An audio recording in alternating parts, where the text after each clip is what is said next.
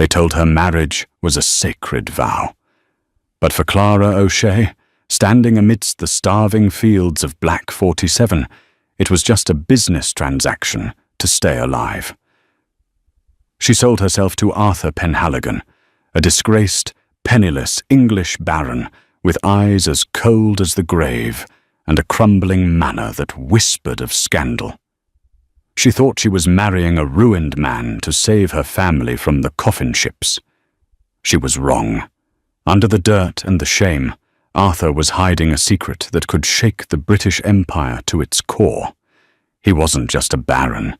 He was the missing Duke of Ashford and the most dangerous man in London. This is the story of the Duke in the Dust. The air in Skibbereen smelled of wet rot and wood smoke. It was the scent of the blight, a cloying, sweet stench that had clung to the countryside for 2 years, turning the green fields of Ireland into a graveyard. Clara O'Shea stood by the window of what remained of her father's study. The O'Shea estate, once proud, was now a hollow shell.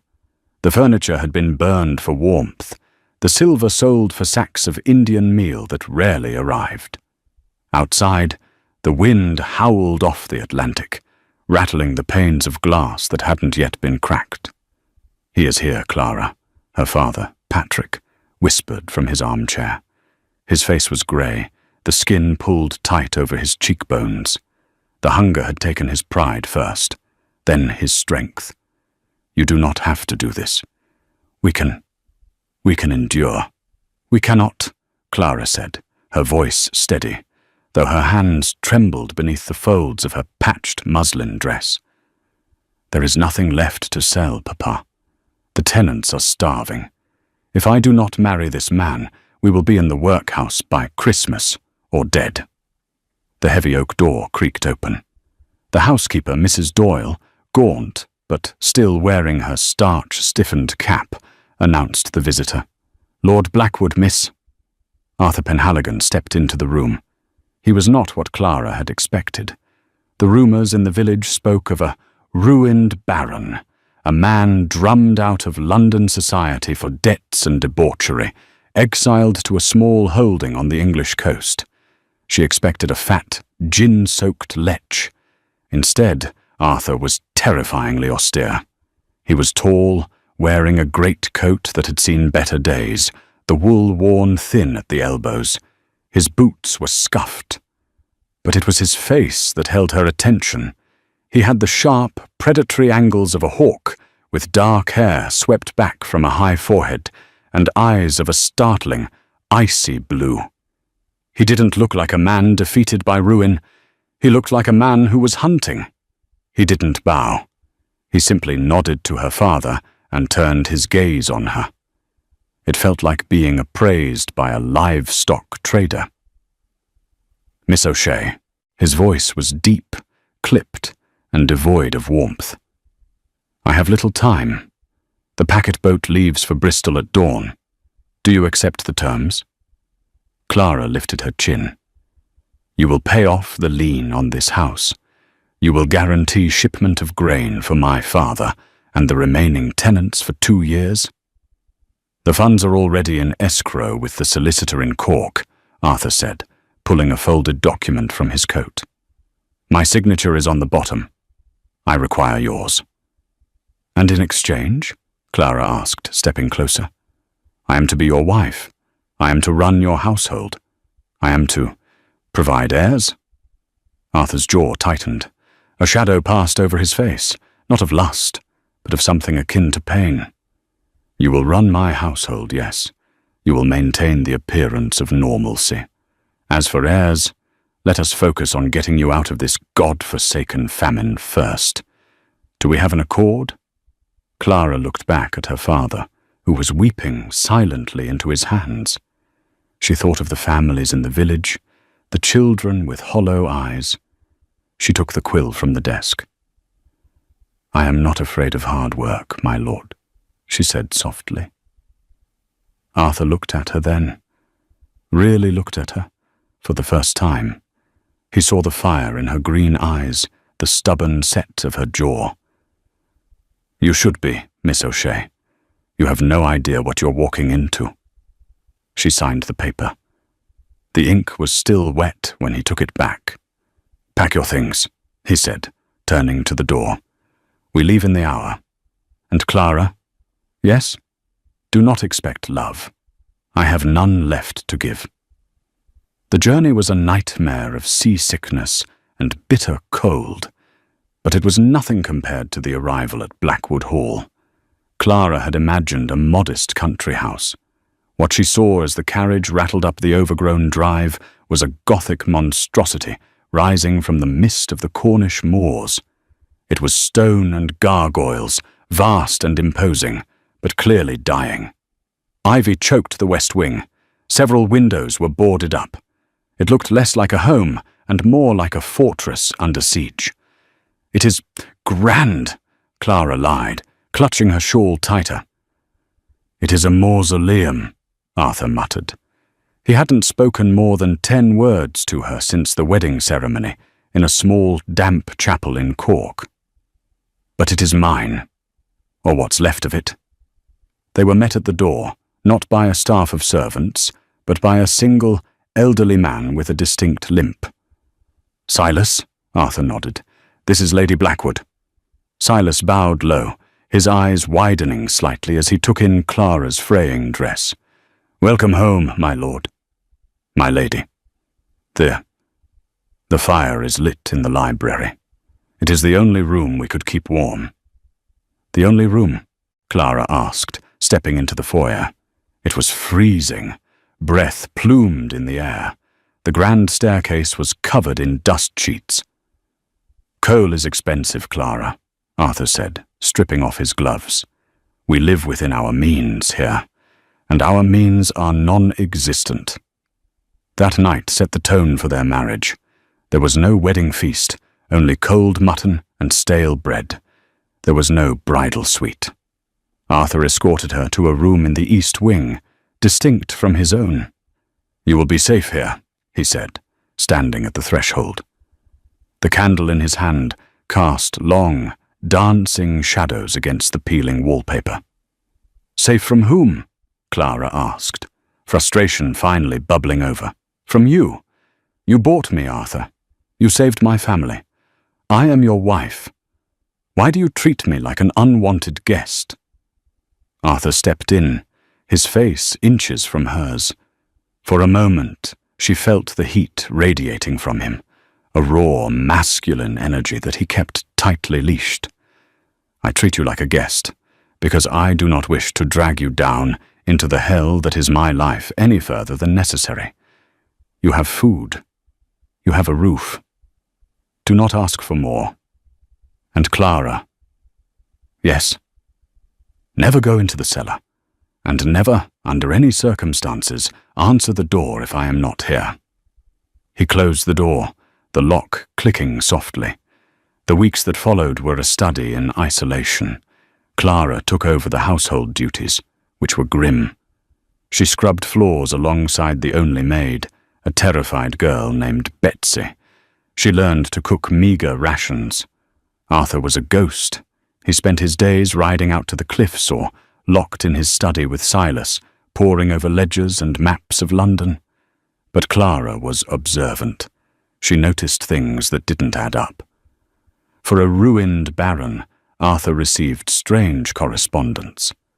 Letters arrived at midnight, delivered by riders who didn't speak. The paper was heavy, expensive vellum, sealed not with the Blackwood crest, but with a simple stamp of a lion rampant. One evening, while dusting the hallway, Clara found a handkerchief Arthur had dropped. It was fine silk, embroidered with initials that were not AP, but HC. "Henry Cavendish?" she wondered. "Who is Henry?" The breaking point came in January. A carriage arrived, a sleek, black brougham with the curtains drawn. 2 men in bowler hats stepped out. They didn't look like creditors. They looked like bruisers from the London docks. Clara was in the garden, digging for winter parsnips. She hid behind a hedge as the men pounded on the front door.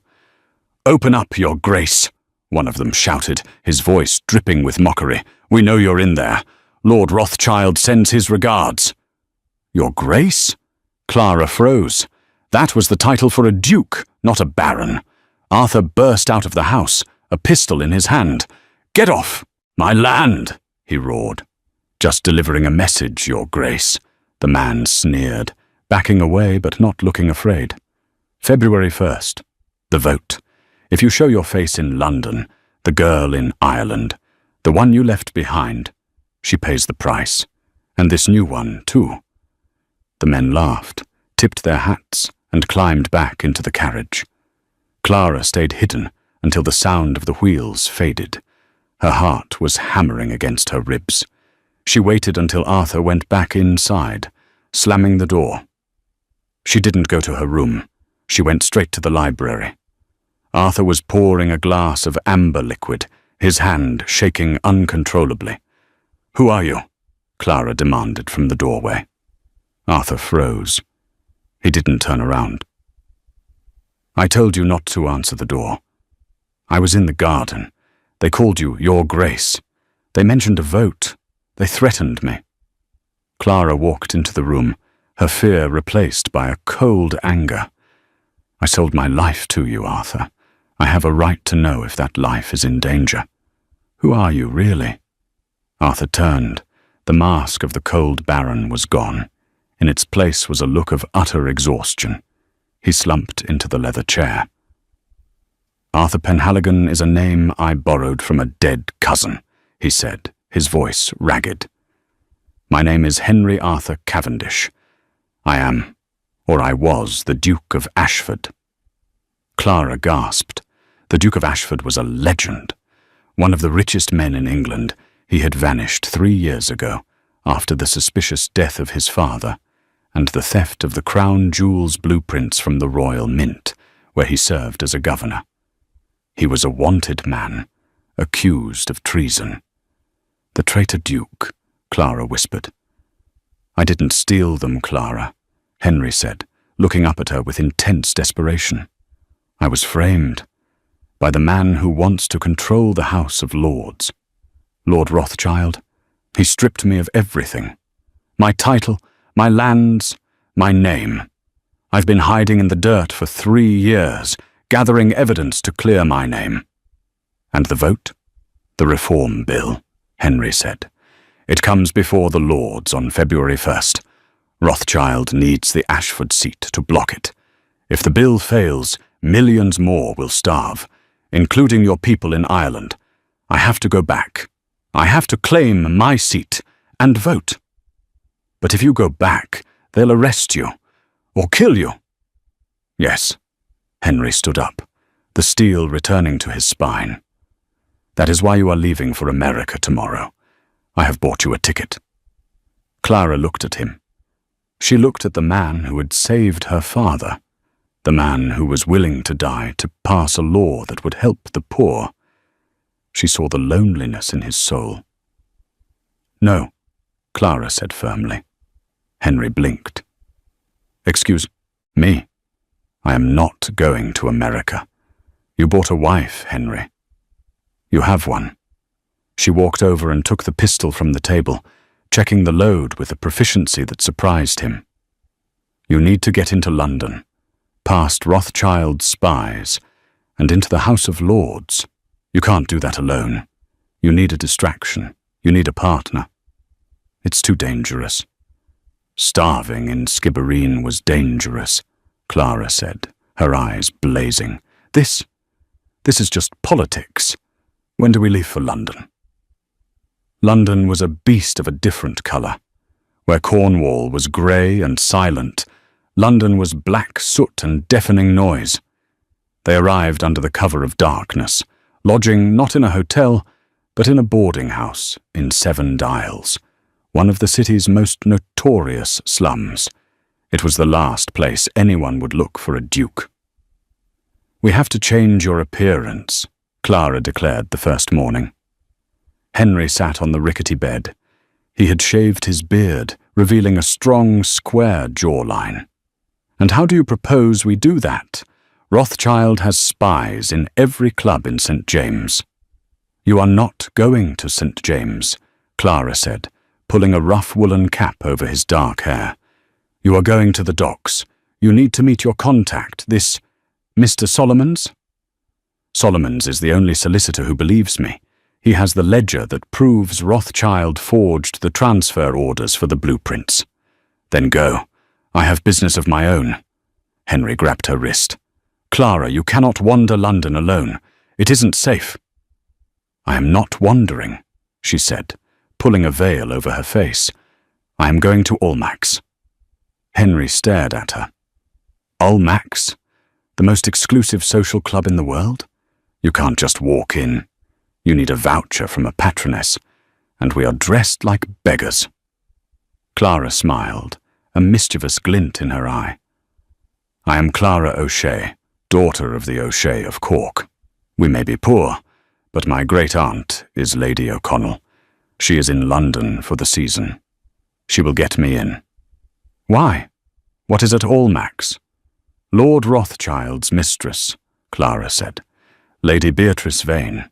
Rumour has it she wears the key to his private safe around her neck. Solomons has the ledger, but we need the seal to prove the forgery. That seal is in the safe." Henry looked at her with a mixture of awe and terror. "You are insane. I forbid it." Clara leaned in and kissed him on the cheek, a bold, shocking move. "You are a ruined baron, remember? You don't get to forbid me anything. Meet me at midnight by the St. Paul's steps. Don't be late, Your Grace."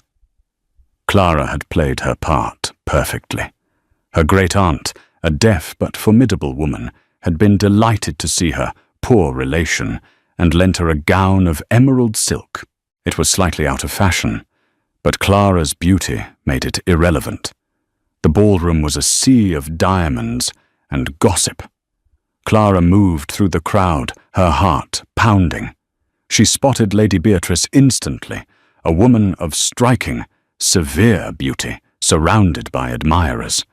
And there, resting on her collarbone on a velvet ribbon, was a heavy gold key. Clara needed a diversion. She waited until the waltz began.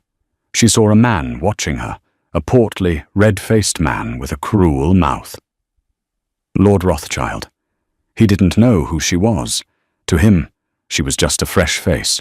Clara caught his eye and smiled. He took the bait.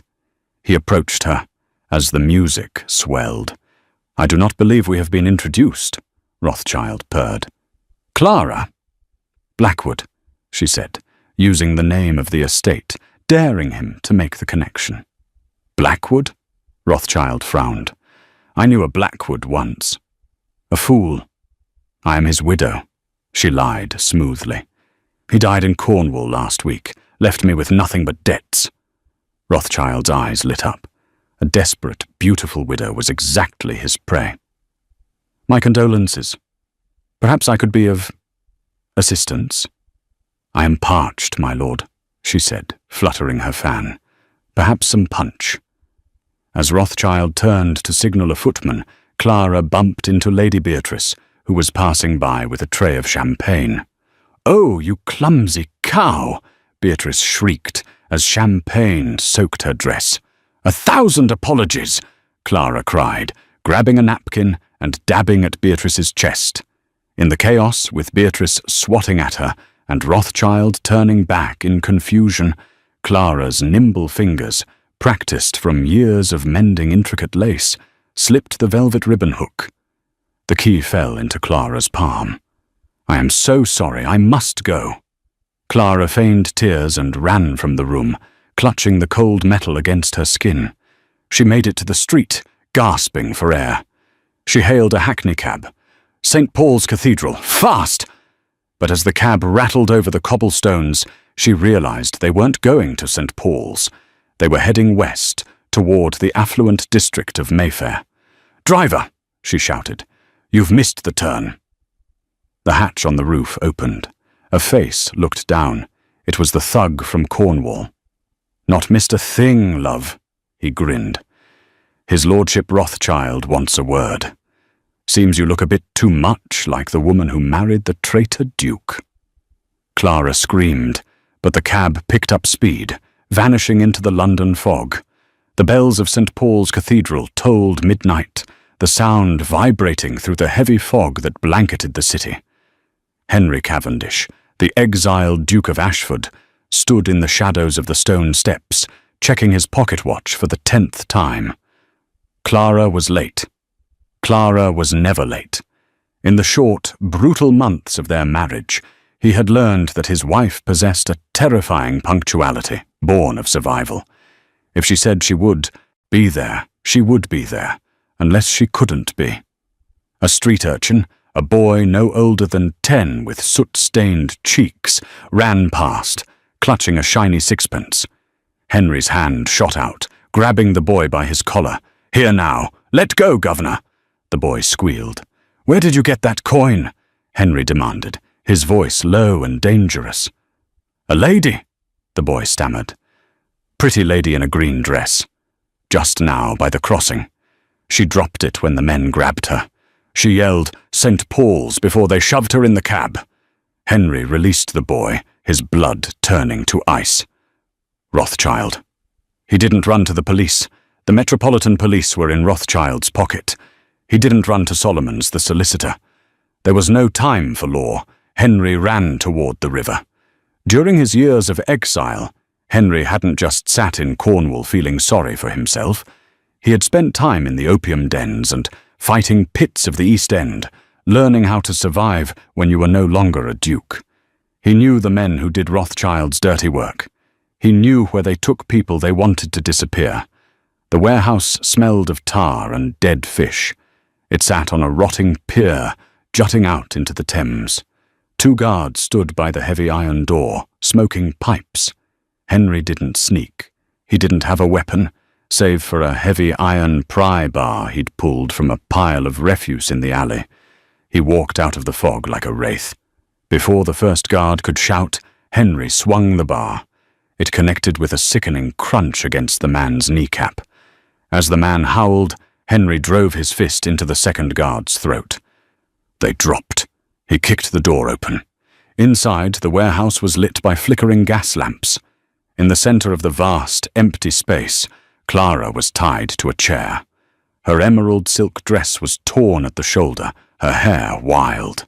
Standing over her was not Rothschild, but his chief enforcer, a man named Bill Sykes, a name whispered in fear throughout London. Sykes was holding a knife to Clara's cheek.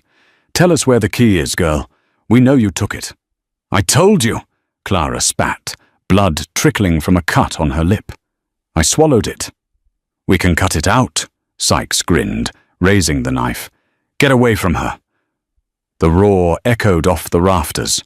Sykes turned, just in time to see Henry charging. It wasn't the charge of a gentleman. It was the charge of a desperate animal. Henry tackled Sykes, and they crashed into a stack of crates. The fight was brutal. Sykes was bigger, stronger, and armed. He slashed at Henry, the blade catching Henry's forearm, slicing through his coat and shirt. Henry didn't feel it. He headbutted Sykes, the sound of breaking cartilage filling the room, then slammed the man's head against the floorboards until he stopped moving. Henry scrambled up, chest heaving, blood dripping from his arm. He rushed to Clara, his hands shaking as he untied the ropes. "Clara!" he choked out. "Clara, look at me!" She fell into his arms, trembling. "You came," she whispered. I thought I was alone." "You are never alone," he said, pulling her tight against his chest, burying his face in her hair. "I am sorry. God, I am so sorry I brought you into this." Clara pulled back, her eyes wide. She reached into her bodice and pulled out the small gold key. "I didn't swallow it," she said, a weak smile touching her lips. "I knew you'd come." Henry stared at the key, then at her. He kissed her then. Not a polite peck, but a fierce, searing kiss that tasted of blood and tears and survival. For the first time, the walls between them shattered. He wasn't the Duke. and she wasn't the bought bride. They were partners. "We have the key," Henry said, helping her stand. "But Sykes isn't dead. He'll alert Rothschild. The vote is in 6 hours. We can't go back to the boarding house." "Where do we go?" Clara asked, wincing as she put weight on her bruised ankle. Henry looked at the dark river churning outside the warehouse doors. "We go to the one place Rothschild won't look. The sewers." The House of Lords was a cathedral of power. The red leather benches were filled with the peers of the realm, earls, viscounts, and bishops, murmuring under the vaulted gold ceiling. The atmosphere was tense. The reform bill, intended to send emergency aid to Ireland and lower the price of grain, was on the floor. Lord Rothschild stood at the podium. He was immaculate in a black frock coat, his silver hair perfectly coiffed. He looked the picture of benevolent authority. "My lords," Rothschild boomed, his voice smooth as silk, "this bill is a disaster. It is charity for those who refuse to work. It bankrupts the crown. And who supports it? Radicals, agitators, men who do not respect the traditions of this great empire." He paused for effect. "The opposition lacks the votes. The seat of the Duchy of Ashford lies empty, vacant since the treasonous flight of Henry Cavendish. Without that vote, the bill dies here. And it should die." A murmur of agreement went through the Conservatives. The Lord Chancellor raised his gavel. "If there are no further speakers, we shall proceed to the division." Bam! The double doors of the chamber didn't open. They were flung wide with such force that they banged against the walls. Every head turned. A gasp rippled through the gallery. Standing in the doorway was a man who looked like he had walked out of a grave. His clothes were filthy, stained with sewer muck and dried blood. His left arm was wrapped in a crude bandage made from a torn silk dress. He was unshaven, bruised, and terrifying. Beside him stood a woman, equally disheveled, her emerald gown ruined, but her head held high like a queen. "I object!" the man roared, his voice cracking with exhaustion, but carrying to the back of the room. Rothschild turned pale. He gripped the podium. "Guards! Seize this beggar! Remove him!" "I am no beggar, Rothschild," Henry shouted, limping down the center aisle. The peers parted before him, recoiling from the smell and the sheer intensity of his presence. "I am Henry Arthur Cavendish, Duke of Ashford, and I have come to claim my seat." "He is a traitor!" Rothschild screamed, losing his composure. "He stole the royal mint plans. He is a fugitive." Henry stopped in the center of the floor. He looked up at the gallery, then at the Lord Chancellor. "I stole nothing. I was framed by the man standing at that podium. A man who forged transfer orders to sell British secrets to the French to fund his own factories." "Lies!" Rothschild shouted. "Proof! Where is your proof?" Henry turned to Clara. She stepped forward. She didn't look at the lords. She looked at Rothschild. She reached into her pocket and pulled out a small, leather-bound ledger and a heavy wax seal. "The ledger from your private solicitor, Mr. Solomon's," Clara announced, her voice ringing clear, "detailing the payments from the French government. And this," she held up the seal, "the royal seal you stole from the mint to forge the Duke's signature. We found it in your private safe an hour ago." Silence descended on the chamber. Absolute, stunned silence. The Lord Chancellor, an old man with bushy eyebrows, peered down. "Bring them here." Clara walked up the steps and placed the items on the Chancellor's desk. He examined the seal. He opened the ledger. He looked at Rothschild, his expression turning to thunder. "Lord Rothschild," the Chancellor said quietly, "this seal, it was reported lost the same night the blueprints vanished." "It's a forgery," Rothschild stammered, sweat beading on his forehead. "They planted it." "And the handwriting in this ledger matches your own," the Chancellor continued. He looked up. "Guards!" 4 heavy-set men in uniform stepped forward.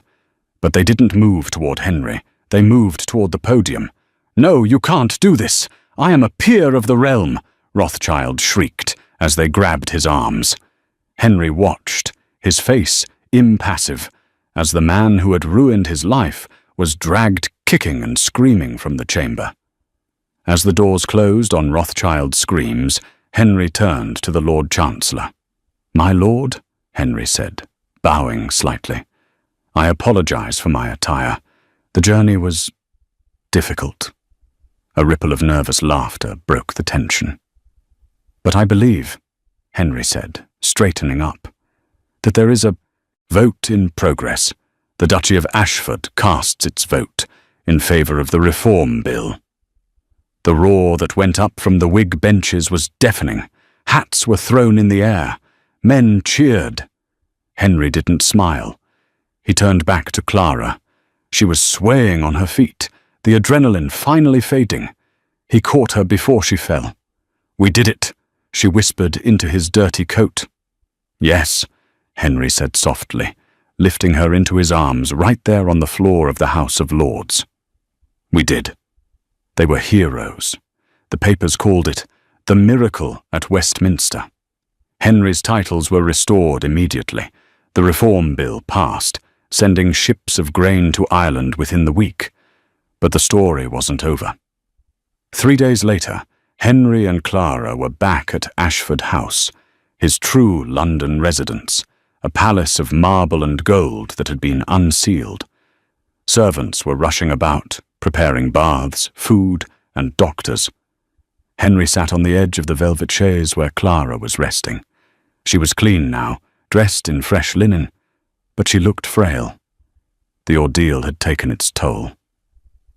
"You should sleep," Henry said, brushing a strand of red hair from her forehead. "I can't," Clara said, staring at the ceiling. "I keep thinking about the contract."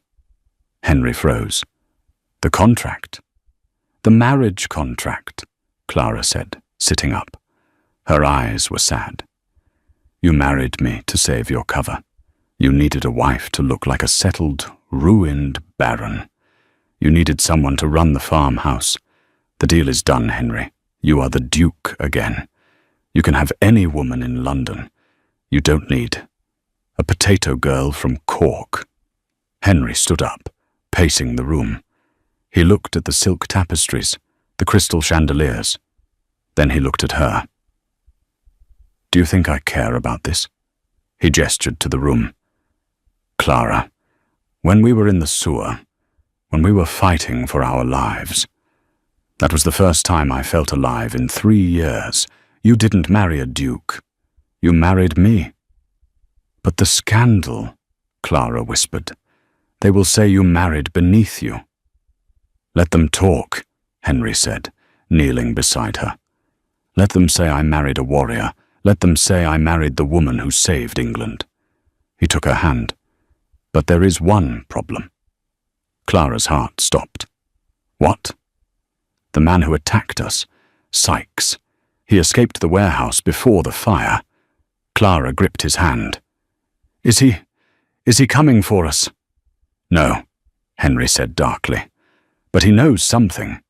Before he ran, he told Solomon something. Rothschild wasn't working alone. There is someone else, someone higher up, someone close to the Queen." The romantic moment shattered. The peace they thought they had won was a lie. They had cut off the head of the snake, but the body was still coiling around them. "Who?" Clara asked. Henry looked deep into her eyes. "My uncle, the Prince Regent's advisor, Lord Cumberland, and he has just invited us to a private dinner at Buckingham Palace." The invitation had been framed as a peace offering. Lord Cumberland, the Queen's trusted uncle and advisor, wished to celebrate the exoneration of his nephew. Henry and Clara walked through the gilded corridors of the palace. Clara wore a gown of midnight blue velvet, commissioned by Henry's tailors in a single day. Around her neck sat the Ashford diamonds, heavy, cold, and brilliant. "He is up to something," Henry murmured, his hand resting on the small of her back. Cumberland never does anything without a price. We have the ledger, Clara whispered, keeping her head high as they passed the royal guards. We have the proof that Rothschild was the traitor. What can your uncle do? Rothschild was a businessman, Henry said grimly. Cumberland is a politician. He plays a different game. They were ushered not into the grand dining room, but into a private, intimate salon. A fire crackled in the hearth. Seated at a small round table was Lord Cumberland, a man with a face like a crumpled map, his eyes hidden behind thick spectacles.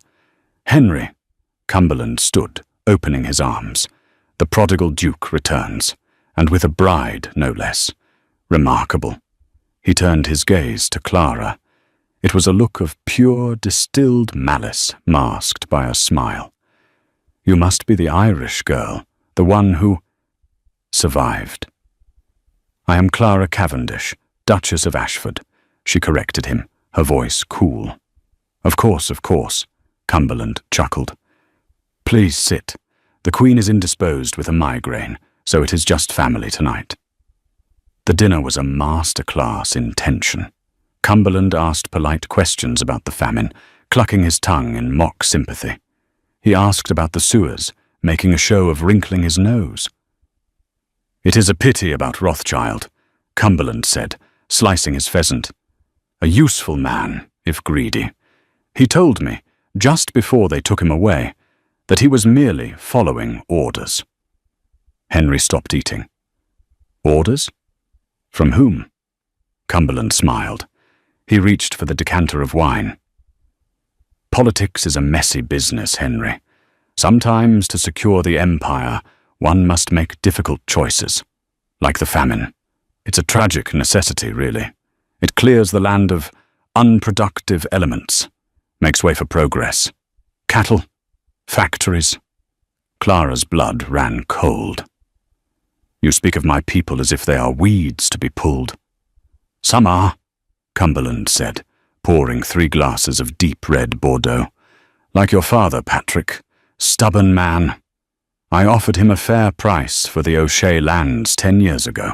He refused. Said the land belonged to the people. So, we had to squeeze him a little. Clara stood up, her chair scraping against the floor. You? You caused the blight? I didn't cause the fungus, my dear, Cumberland said smoothly, pushing a glass toward her. I simply ensured that relief ships were delayed, that rents were raised. Nature did the rest. He raised his glass. To the future, and to burying the past. Henry didn't touch his glass. He was staring at his uncle with a look of dawning horror. You were the one. You framed me. Rothschild was working for you. I needed you out of the way, Henry. Cumberland sighed. You were too soft, too interested in reform. The empire needs iron, not charity. But now, you are back, and you have brought this peasant into our bloodline. I am leaving, Henry said, standing up, and I am taking this story to the Times. I don't think so, Cumberland said. Sit down, Henry. Drink your wine. No, Clara said sharply. Her eyes were fixed on the wine glass Cumberland had pushed toward Henry. What is it, my dear? Cumberland sneered. Not to your taste? The smell, Clara said, leaning over the table. She had spent 2 years in the fields, foraging for anything edible to keep her family alive. She knew every root, every berry, every poison in the hedgerows. It smells like crushed cherry stones, cyanide. Cumberland's face hardened. You intend to kill us, Clara said, her voice rising. A tragic suicide pact? The disgraced duke and his peasant wife, unable to bear the scandal? It would have been poetic, Cumberland snapped. He clapped his hands. The doors to the salon locked. 2 royal guards stood there, but they weren't wearing the Queen's crest. They were Cumberland's private men. You are cleverer than you look, girl, Cumberland snarled. But it doesn't matter. No one leaves this room alive." He pulled a small pistol from his coat. "The suicide will just have to be a bit messier." Henry stepped in front of Clara. "Uncle, if you pull that trigger, you hang." "Who will tell?" Cumberland cocked the hammer. "History is written by the victors. And who writes it when the Queen is watching?" The voice came from the shadows of the servants' entrance. Cumberland froze. Stepping out from behind the velvet curtains was a young woman, small in stature but immense in presence. She wore a simple white dress, but the authority in her eyes was unmistakable. Queen Victoria. Behind her stood the real royal guard, muskets raised. "Your Majesty!" Cumberland gasped, the gun shaking in his hand. I was protecting you. These two are traitors." "We heard everything, Uncle," the Queen said, her voice trembling with rage. "We were behind the curtain. We heard you admit to the famine, to the frame-up, to the murder of your own kin." Victoria pointed a shaking finger at him. "Arrest him and take him to the tower." Cumberland dropped the gun. He looked at Henry, then at Clara. For the first time, the arrogant mask crumbled. He looked small, old, defeated.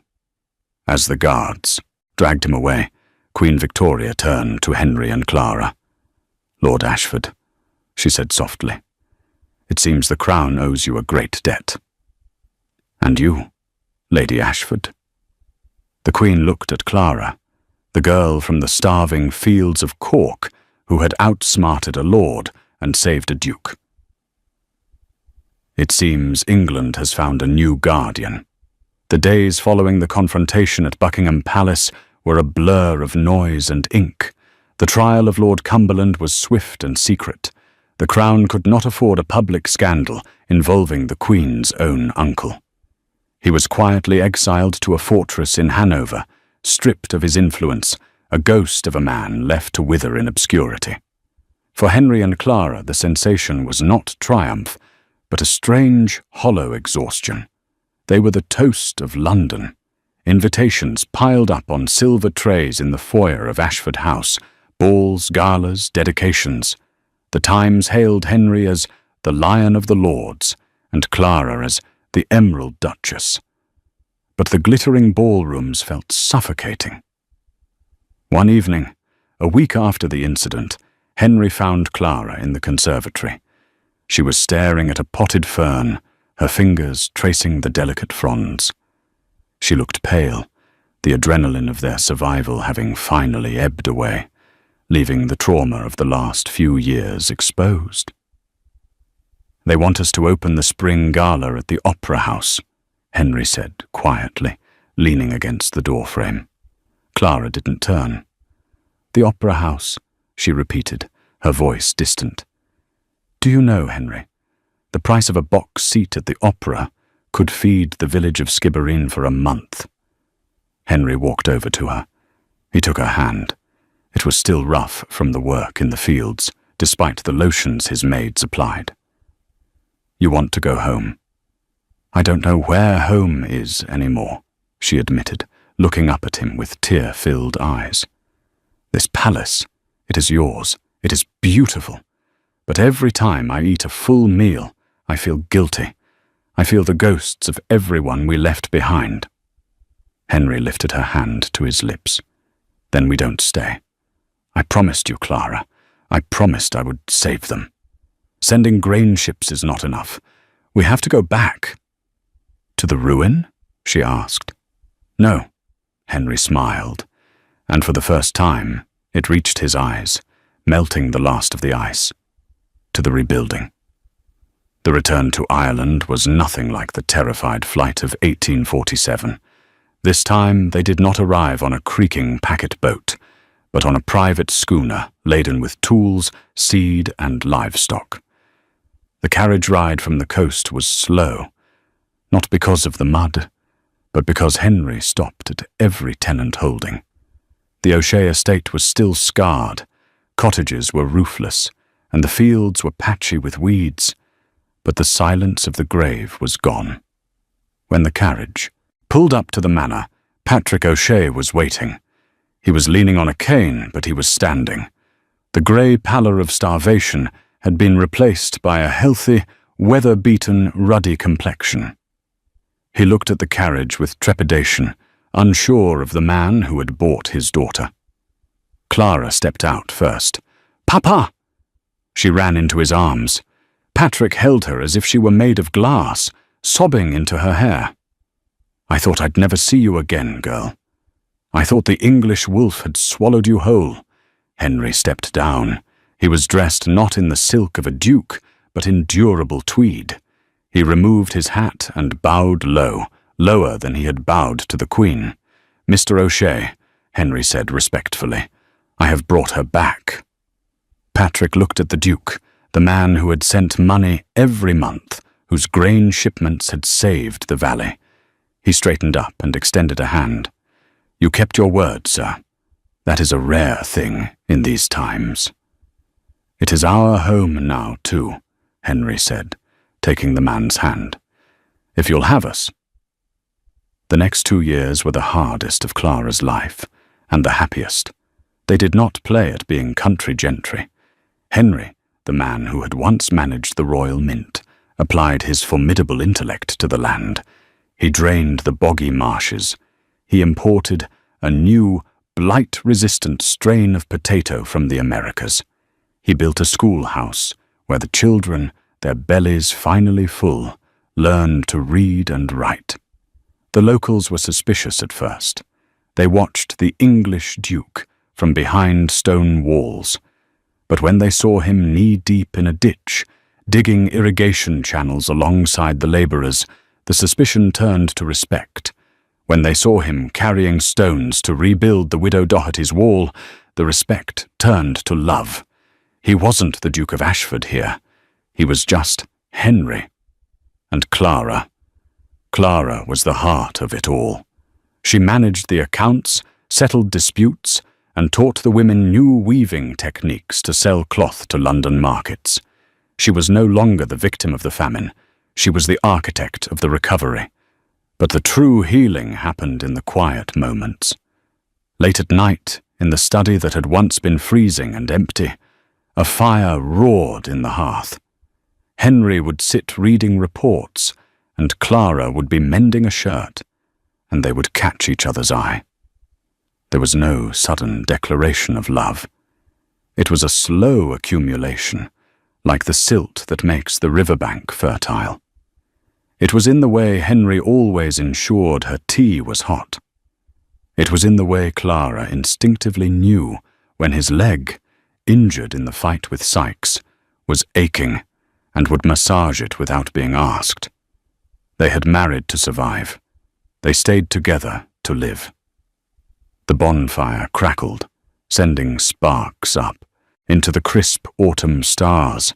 Fiddles screeched a merry, frantic tune, and the sound of stamping feet echoed off the hills.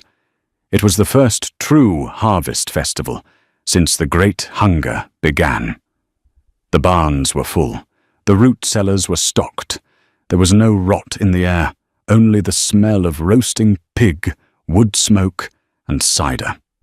Henry stood on the edge of the circle of light, watching the dancing. He held a mug of ale in his hand. "You should be dancing," a voice said. He turned to see Clara. She looked radiant. The hollow cheeks of the famine were gone, replaced by a softness that made her beauty even more striking. She wore a simple dress of rust-colored wool, but around her neck, tucked beneath the fabric, she wore a locket he had given her. Inside was a picture of the two of them on their wedding day, grim-faced and strangers. "I am not much of a dancer," Henry admitted. "And my leg?" "Your leg is fine," she teased. "You walked 5 miles to the sheep dip yesterday." "I am content to watch," Henry said, looking at the crowd.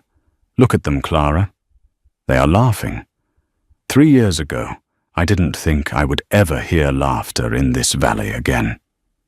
"You did this, Henry," she said softly. "No." He shook his head. "We did this. You were the one who forced me to fight. You were the one who walked into the lion's den." He set his mug down on a barrel and turned to her. The noise of the party faded into the background. "Clara," he began, his voice dropping to a register that made her breath hitch. "When I proposed to you in this house, I told you I had no love left to give. I told you it was a transaction." "I remember," she whispered. "You were very frightening." "I was a fool," Henry said. He reached out and cupped her face. His thumbs brushed over her cheekbones. "I was a broken man hiding in a ruin. You didn't just rebuild the estate, Clara. You rebuilt me. I don't know how to be a duke without you. I don't know how to be a man without you." Clara covered his hands with hers. "And I," she said, her voice trembling, "never thought I could love the man who bought me. But you didn't buy me, Henry. You saved me, and then you let me save you." He kissed her then. It wasn't the desperate, adrenaline-fueled kiss of the warehouse in London. It was slow, deep, and deliberate. It was a kiss of gratitude, of passion, and of a promise kept. A cheer went up from the crowd, not for the harvest, but for them. The tenants were raising their glasses to the couple in the shadows. Henry broke the kiss, smiling against her lips. "I believe we are being watched." "Let them watch," Clara laughed. "Let them see that the O'Sheas and the Penhalligans, the Cavendishes, are one."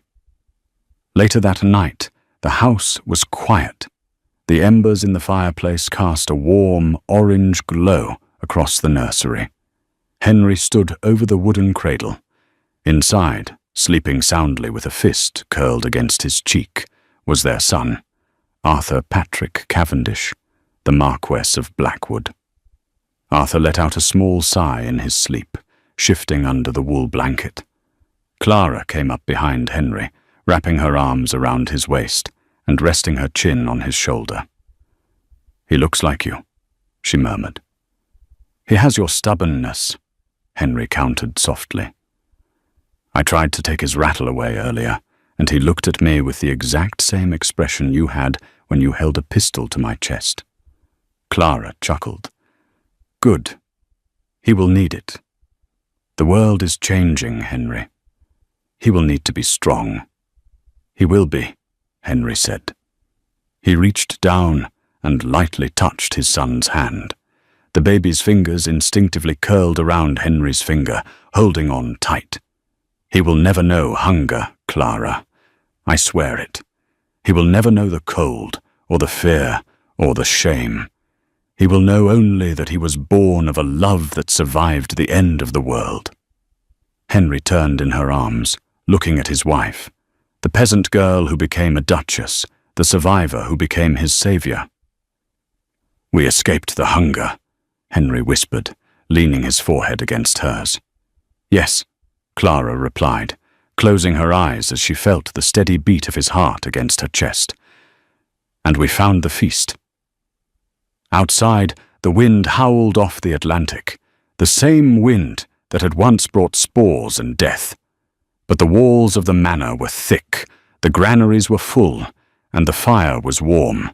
The storm could rage all it wanted. They were home. And that brings us to the end of The Duke in the Dust. From a desperate deal in a starving land to the highest courts of London, Henry and Clara proved that the strongest bonds are forged in the hottest fires. They didn't just survive history. They changed it. I really hope you enjoyed this 7-part saga. Writing this journey was an emotional roller coaster, and I'd love to hear your thoughts on the ending. Did Henry redeem himself in your eyes? Was the justice served to Lord Cumberland satisfying enough? If you made it this far, please leave a comment saying "Harvest," so I know you're a true fan of the channel. Don't forget to like this video if you want more full-length historical romances. Subscribe so you don't miss next week's story. It involves a pirate and a runaway princess. And share this with a friend who loves a good drama. Thank you for listening, and until next time, keep the past alive.